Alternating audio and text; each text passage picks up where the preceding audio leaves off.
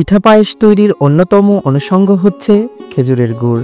আর এই মৌসুমে সুস্বাদু এই গুড় তৈরি করতে ব্যস্ত সময় পার করছেন গাছিরা।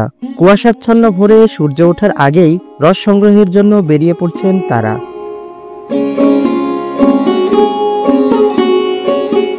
রাতভর হাঁড়িতে জমাকৃত রস গাছ থেকে নামিয়ে এনে এক পাত্রে জমা করা হয়।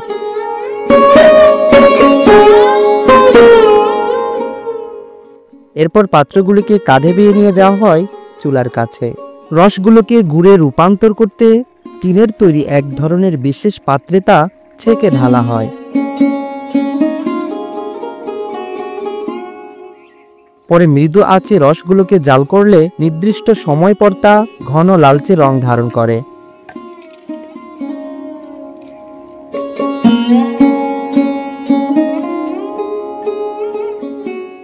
এরপর সেগুলোকে নামিয়ে গামলায় ঢেলে বারবার ঘোঁটা দিয়ে শীতল করতে হয়।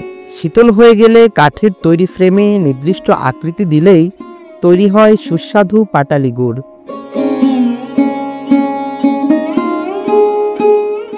শাহজাহানপুর উপজেলার খড়না ফকিরপাড়া গ্রামের সাবেক ইউনিয়ন পরিষদ চেয়ারম্যান আলমগীর হোসেনের বাড়িতে ৩ জন গাছিরা অস্থায়ী কুঁড়েঘর নির্মাণ করে খেজুর গুড় তৈরির এ বিশাল কর্মযজ্ঞ চালিয়ে যাচ্ছেন।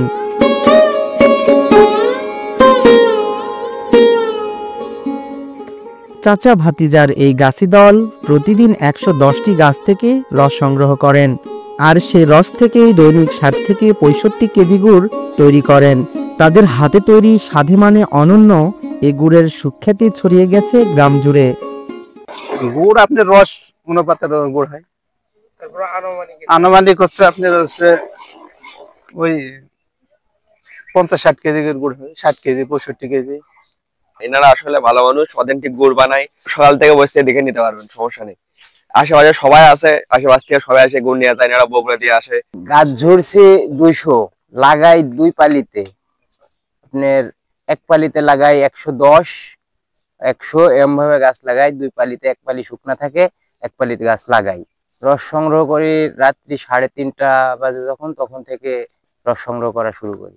এটা সাপ্লাই দিয়ে আপনার বগুড়া শহর ফতেহালি বাজার আছে, ফতেহালি বাজার মাজার গেটের সামনে আমাদের একটা গুড়ের আড়ত আছে। স্থানীয় বাজারে গুড় বিক্রি করি ২২০, ৩০, ২৫০ বিক্রি করি। প্রতি বছর শীত মৌসুমে গাছিরা রাজশাহী ও নাটোর অঞ্চল থেকে বগুড়ার বিভিন্ন এলাকায় খেজুর গাছগুলি বর্গা নিয়ে এই গুড় তৈরি করেন, যা স্থানীয় চাহিদা মিটিয়ে চলে যাচ্ছেন দেশের বিভিন্ন স্থানে। আব্দুল কাইয়ুম, পুন্ড্র নিউজ, শাহজাহানপুর, বগুড়া।